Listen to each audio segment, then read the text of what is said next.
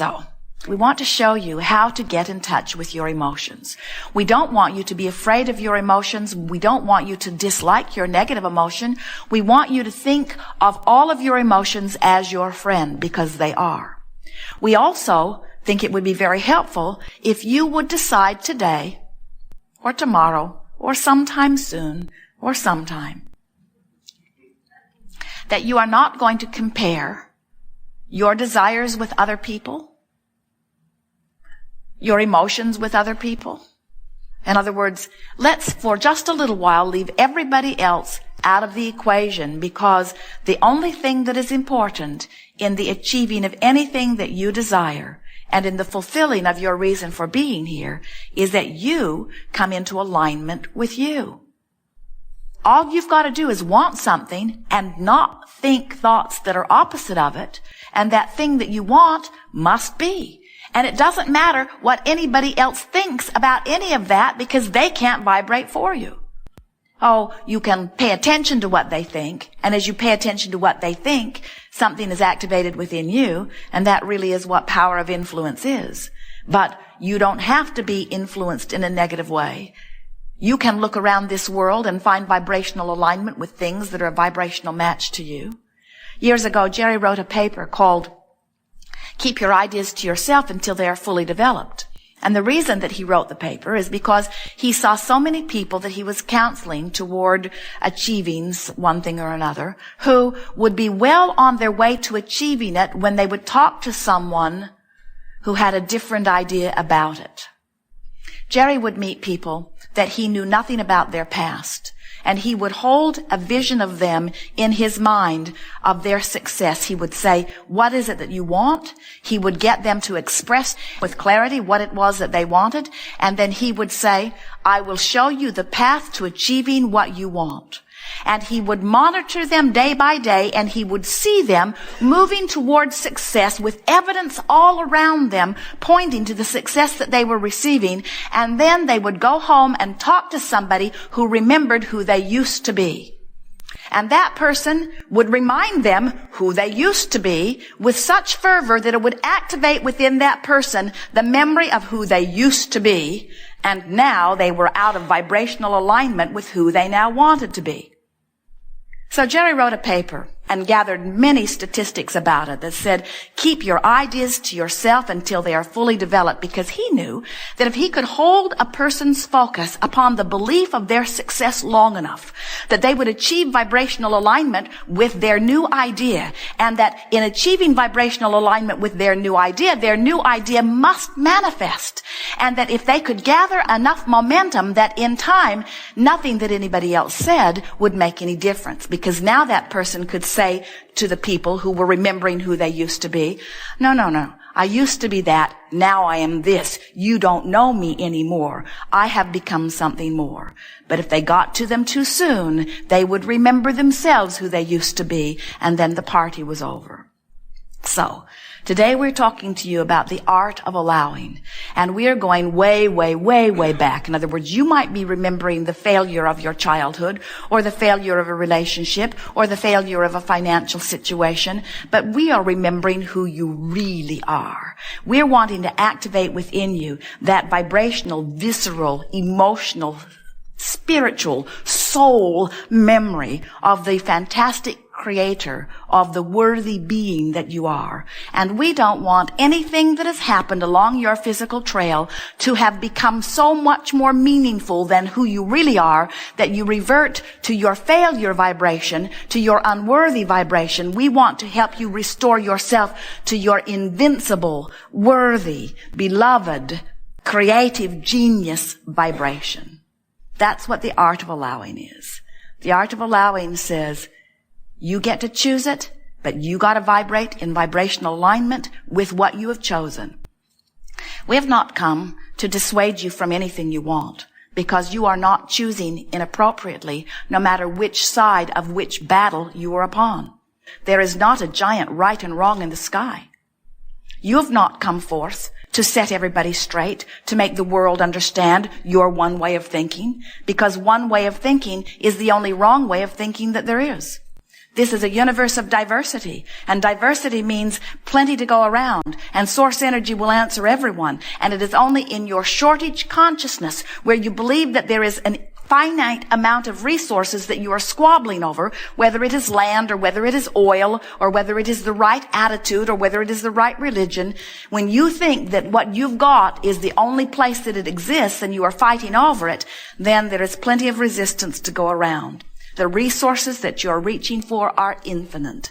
And your ability to achieve a desire for something means that the universe has the ability to deliver it to you with no exceptions. And so, if just for a few days you will say, I am no longer in competition with anyone, and more importantly, I no longer give a rip what anybody else thinks about anything. I'm going to spend my time for just a little while showing myself my vibrational alignment with my own source. I'm going to start guiding my life from the inside out. Now you're on the track that you were born to be on. Now you are fulfilling your reason for being. And oh yes, what was that again? Your reason for being? Joy. Joy, you say? Oh, surely there's more than that. Surely there is something more meaningful than joy. Actually, no. When you reach for joy, you line up with source, and when you line up with source, you are an extension of source energy, and when you are an extension of source energy, everywhere you put your thought, it expands this universe in a lovely way. When you line up with growth and get out of sync with joy, now you don't know which end is up. Now you find yourself doing things because you should do them, not because you want to do them. And now your vibration is all out of whack, and then everything gets hard, and then you get really tired, and then you say, what's the use? And we say, well, you got off track. You forgot what your dominant intention was. Your dominant intention is to line up with who you really are. Have you watched the little ones? They line up. Jerry and Esther and Tracy and Kate is 2.5, had an afternoon together, and Kate has not forgotten what her purpose of life is. She just looked everywhere for something to feel joyful about. She pointed out 100 birds that none of the others would have noticed if she hadn't pointed them out. She pointed out fish that the others may not have noticed if she hadn't pointed them out. A fly landed on her nose, and she took such delight in it, she laughed for 2 or 3 minutes. Because in the same moment that the fly landed on her nose, she was noticing that a bird was flying by. And the humor of the fly word and the fly word just knocked her out. How funny that is, that in the moment I would be saying, bird fly by, a fly would land on my nose. And as Jerry and Esther and Tracy, for a few hours, approached life through Kate's eyes, they remembered it's all about joy. It's not about achieving something. You can't help that. It's not about learning something. You can't help that. It's only about joy. That's the purpose of this life experience. It's for joy. It's for joy. It's for joy. So, here, right now, you might not be feeling all that joyful, which means we've got to be irritating the life out of you. Joseph Campbell said, follow your bliss. And if you can't get a whiff of bliss, then you don't even want to play the game. And we want to say to you, it is for joy, but there may be, depending upon what's been happening to you, there may be some vibrational variations between the joy that we are encouraging and where you are right now. And that's okay. Your goal is joy, but don't be upset if you can't quantum leap from despair to joy. No one can. Don't ask yourself to do impossible things. Instead say, I think I will go as far as I can go, and right now, anger feels pretty darn good to me. And what we want to say to you is, if you have chosen this angry thought because it is an improvement over the despair that you were feeling before, then good for you. And we would give you as big of monument or statue or plaque in recognition of your accomplishment as you made your way all the way to rage or revenge as we would if you got into the upper registries of ecstasy. Because any movement up the emotional scale is worth commending yourself about. If you came to us and you were just frustrated or overwhelmed about something, we would not encourage you into conversation that makes you angry, because that would be going the wrong way on the emotional scale. We would encourage you from your place of frustration to reach for more thoughts of hopefulness or thoughts of optimism. Maybe even a little pessimism is a step up from that feeling of overwhelmment that you are feeling.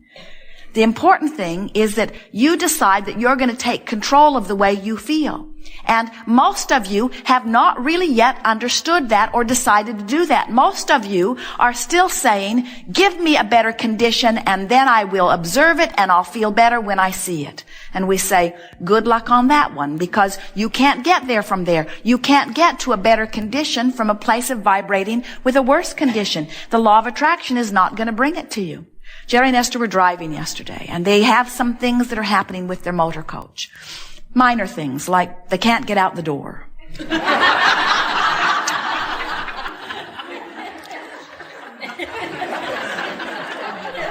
When they put the coach in gear, it puts pins down that airlock the door shut. And then when they put the parking brake in, then it releases those, and so they can exit the coach. But for some reason, that mechanism is slow. So they're waiting and waiting and waiting and waiting to get out the door. And there is an emergency hatch, but it's very uncomfortable. Jerry said, I don't even think we can climb out this window, and look how far down it is. And so they've gathered a list of things that they are wanting to have fixed on their coach, and they will take it to Decatur tomorrow. But Decatur was not expecting them because it just happened. And the first appointment that they could get is the end of October. Well, they will not be in the area the end of October. And so when Esther called to talk to a man, he was very nonchalant. He said to them, sure, you're free to drop in. And Esther said, do you think anyone will have time to see us? And he said, I have no way of knowing that. And Esther said, well, it is quite a distance for us to drive over there. Can you give me your best guesstimate? And he said, I really shouldn't do that. And Esther said, well, if you were standing in my physical shoes, would you make this effort? And he said, you're welcome to drop in any time. And Esther hung up the telephone and she looked at Jerry, and they both said, he does not really care. He has no sense of concern at all.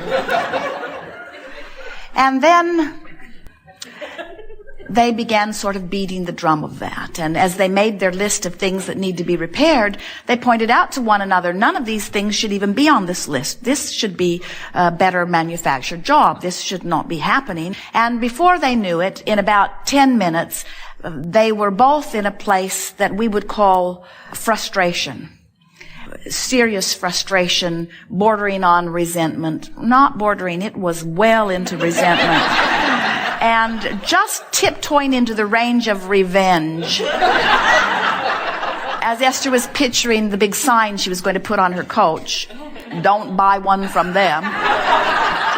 Actually, it had not gone that far this time. When Esther realized that her vibrational attitude and what she emits now in the next few days will dictate whether there is a slot for her or not when they get over there on Monday morning. In other words, everything about that future experience depends on how she feels now. Ooh, something to think about. So now she has motivation to feel good. Now, here's the thing that we want to talk to you about.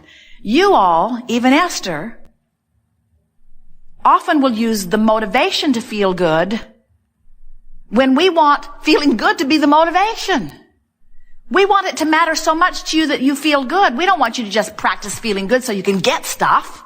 And that's why you want to get the stuff anyway, isn't it? Don't you want to get the stuff so that you can feel good? So why not feel good whether you get the stuff or not? So then Esther began talking out loud, and she said to Jerry, you know, these people must have an endless stream of people that pass through their shop with situations just like this.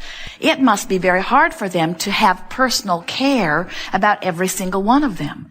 They must have to sort of get into that nonchalant place just to be able to enjoy their work at all.